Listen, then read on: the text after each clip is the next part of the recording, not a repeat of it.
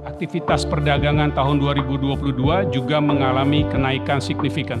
Kalau tahun 2022 dipastikan sudah di atas 5%, tapi kita harap di tahun 2023 juga masih di atas 5%.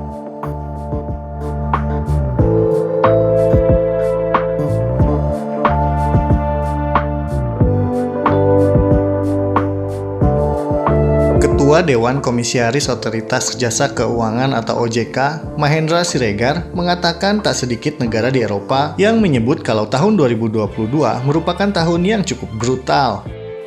Itu karena indeks Eropa berada di level terendah, di mana penurunannya sampai menyentuh angka 12%. Capaian ini menurutnya merupakan capaian terburuk, bahkan lebih buruk dari capaian saat terjadi pandemi COVID-19.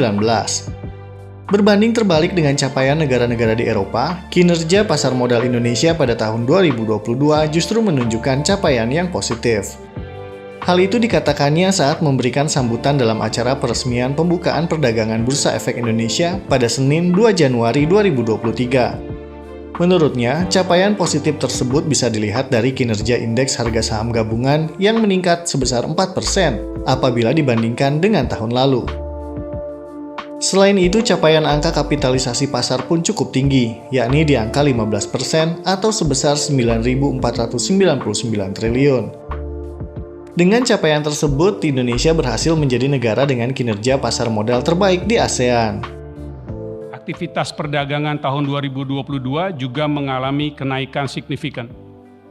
Frekuensi transaksi harian mencapai 1,31 juta kali, yang terbesar di ASEAN. Kapitalisasi pasar tertinggi mencapai angka 9.500 triliun atau 600 miliar dolar. Artinya 50% terhadap PDB Indonesia.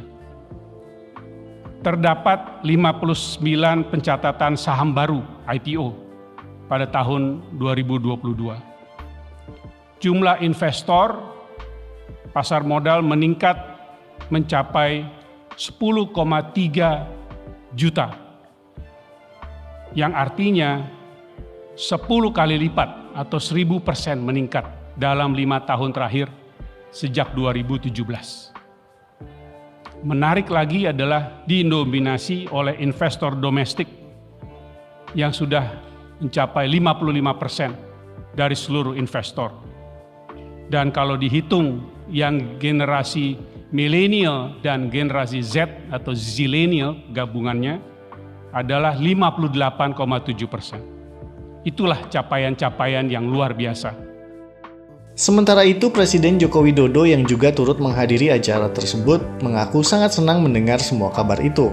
Apalagi saat dirinya mendengar bahwa sebanyak 55% investor domestik di Indonesia terdiri dari kaula muda yang usianya masih berada di bawah 30 tahun.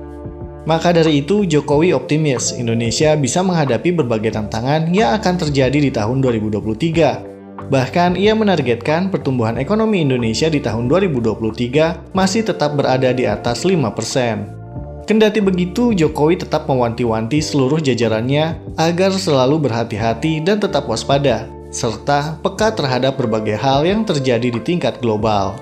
Artinya, prospek ke depan betul-betul masih sangat menjanjikan.